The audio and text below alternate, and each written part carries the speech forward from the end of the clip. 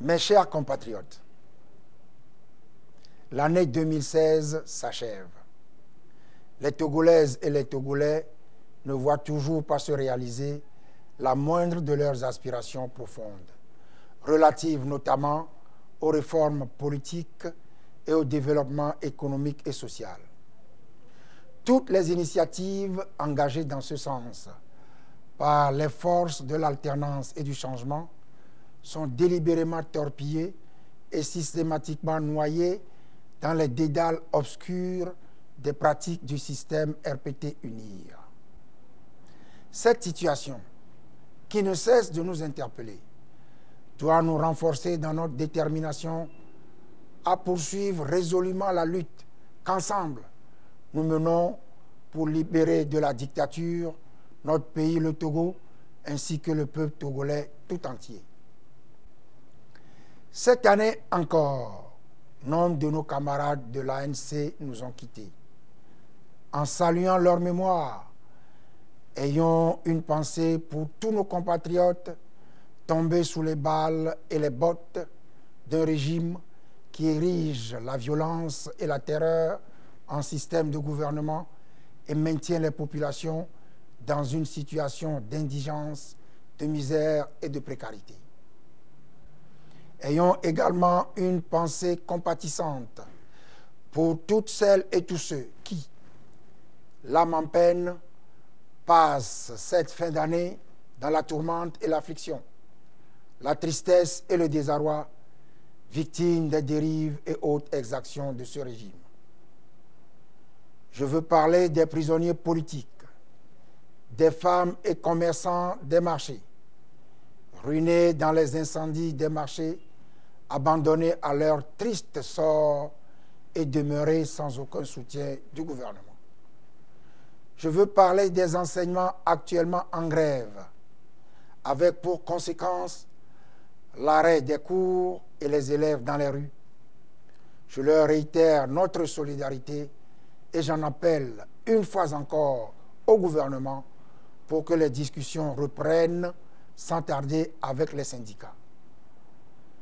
Je veux parler également des personnels de la santé qui, sans grands moyens et dans un cadre professionnel délabré et laissé à l'abandon, se battent nuit et jour pour sauver des vies. Je veux aussi parler de tous les travailleurs togolais qui luttent pour l'amélioration de leurs conditions de vie et de travail.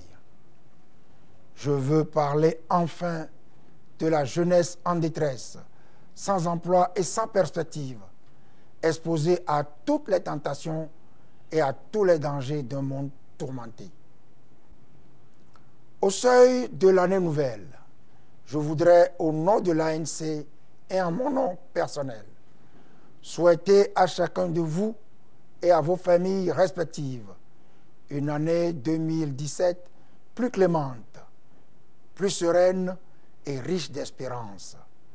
Je forme pour vous tous mes vœux ardents de santé et de paix.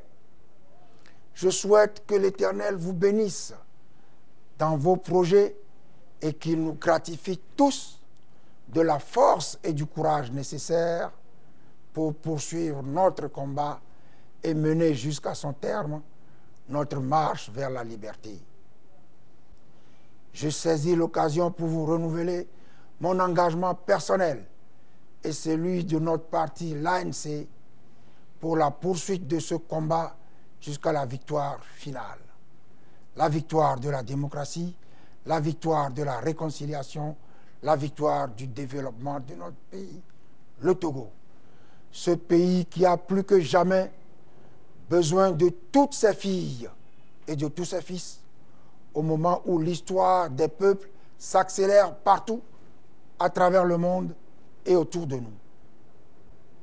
Nous sommes convaincus qu'un autre Togo est possible et nous y œuvrons ensemble avec tous nos alliés, proches et lointains, dont les partis politiques réunis avec nous dans le combat pour l'alternance politique CAP 2015. Mes chers compatriotes, au mois d'avril 2015, après nos multiples efforts, tant à l'intérieur qu'à l'extérieur du pays, pour réclamer, mais en vain, la mise en œuvre des réformes politiques essentielles prescrites par l'APG, notre pays connaissait pour la énième fois un scrutin présidentiel calamiteux, organisé dans les conditions que vous savez, avec des dérives de toutes sortes, orchestrées par le régime RPT UNIR pour conserver le pouvoir.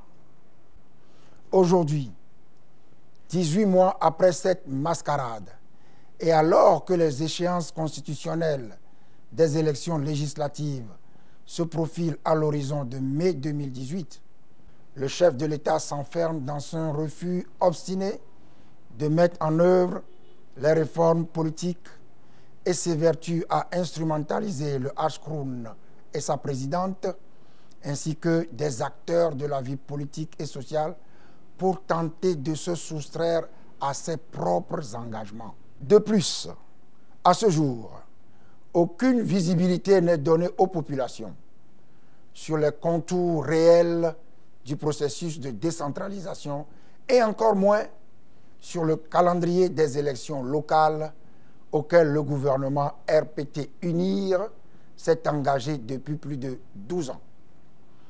Et le récent atelier organisé les 6, 7 et 8 décembre 2016 par le gouvernement sur la question n'aura été qu'un enfumage grotesque pour masquer les critères iniques et foncièrement tribalistes sur lesquels s'appuie le régime dans le but de pervertir un processus aussi important pour l'ancrage de la démocratie dans notre pays.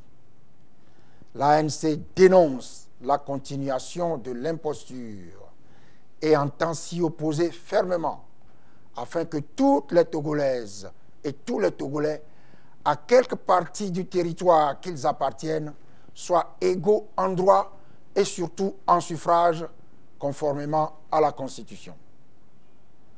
En outre, les institutions impliquées dans l'organisation des élections poursuivent unilatéralement leurs travaux en l'absence de tout représentant de l'opposition, échafaudant à huis clos les stratégies de fraude électorale en faveur du parti au pouvoir.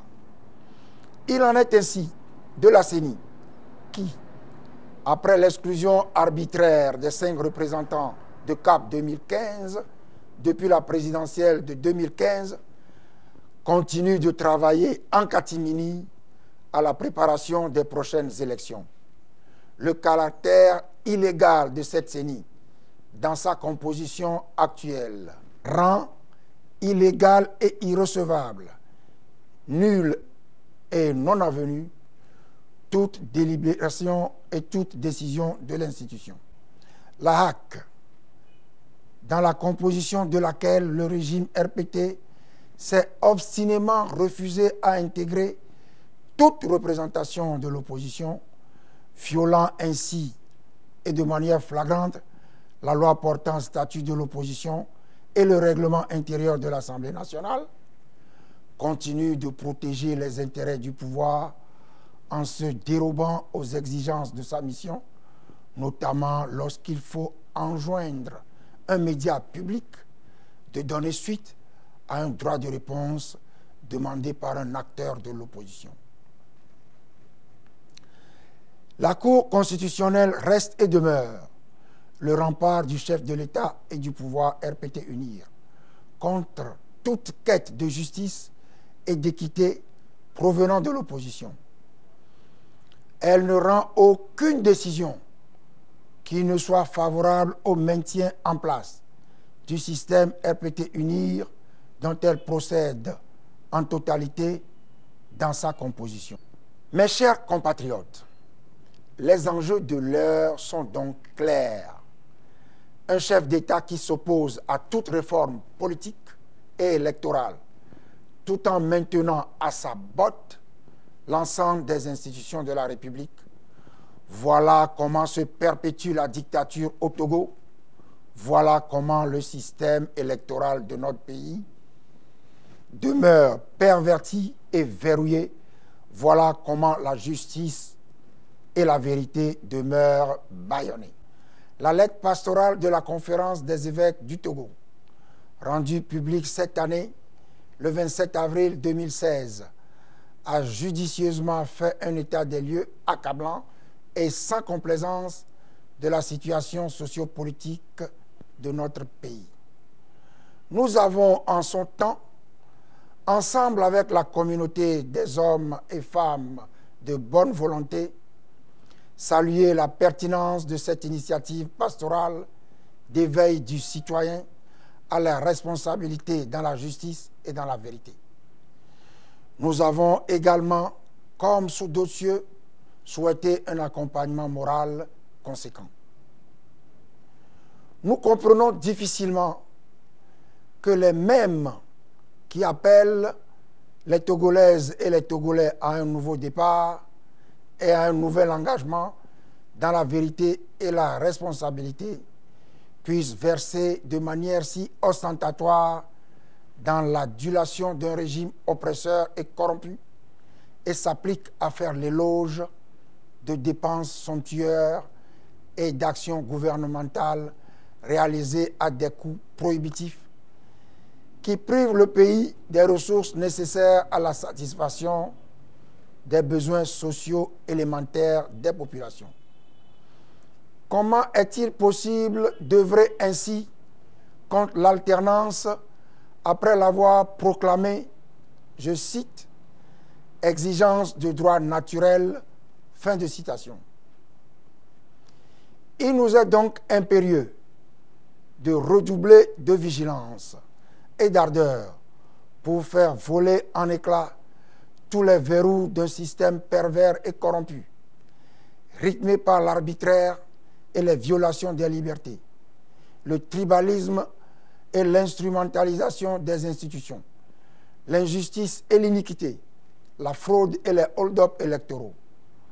Nous devons persévérer dans l'effort.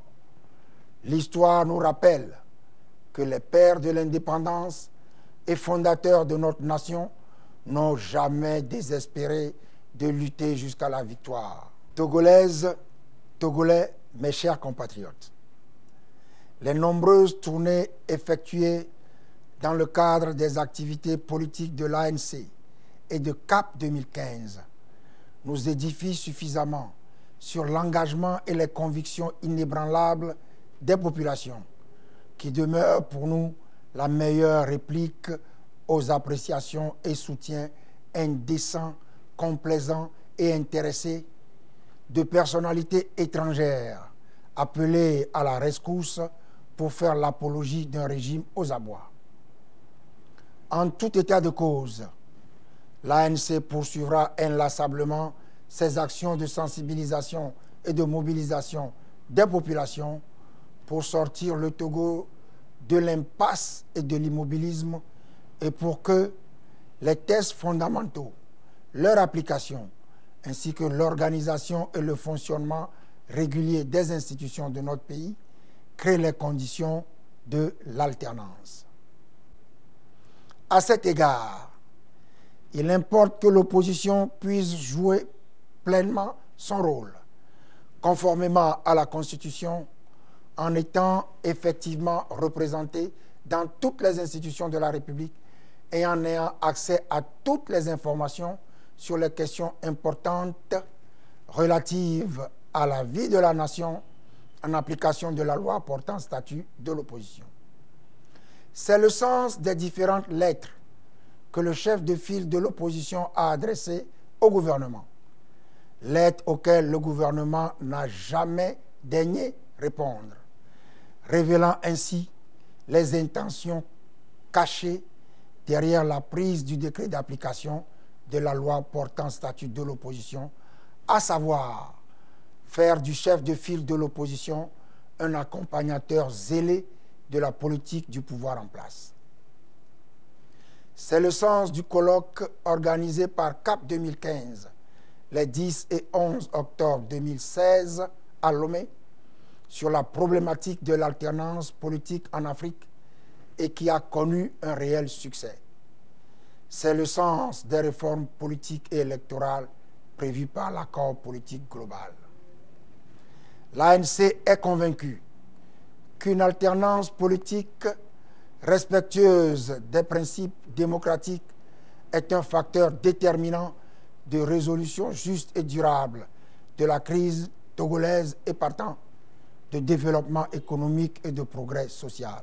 Mes chers compatriotes, le Togo et son devenir appartiennent à tous les Togolais sans aucune discrimination. Et tous les Togolais, sans distinction, ont le droit de nourrir et de voir se réaliser leurs espoirs et leurs espérances. Ensemble, nous voulons combler les attentes de tous. Ensemble, nous voulons voir nos efforts couronnés de succès au cours de l'année 2017. Ensemble, nous réaliserons, c'est mon intime conviction, la promesse du rayonnement de cette nouvelle République qu'une plume d'inspiration divine baptisa, je cite, « l'or de l'humanité ». Fin de citation. Bonne année à tous et que Dieu bénisse le Togo et le peuple togolais tout entier. Abloré, abloré, abloré Badja.